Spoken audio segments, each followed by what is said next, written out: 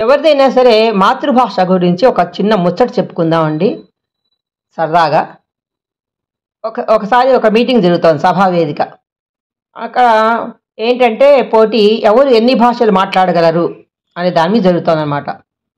ఒకతను చాలా భాషలు అనర్గళంగా మాట్లాడుతున్నాడు.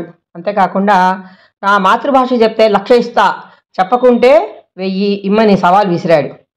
సరే చాలామంది అతని మాతృభాష చెప్పలేక డబ్బులు పోగొట్టుకున్నారు కూడాను. ఎవరు చెప్పలేదు. తలా ఒక సమాధానం చెప్తారు కదా. సరే మొత్తం సభ అంతా కూడా అందరూ చెప్పారు. ఎవరిది కాలేదు. డబ్బులు మాత్రం అతనికి వచ్చినాయి.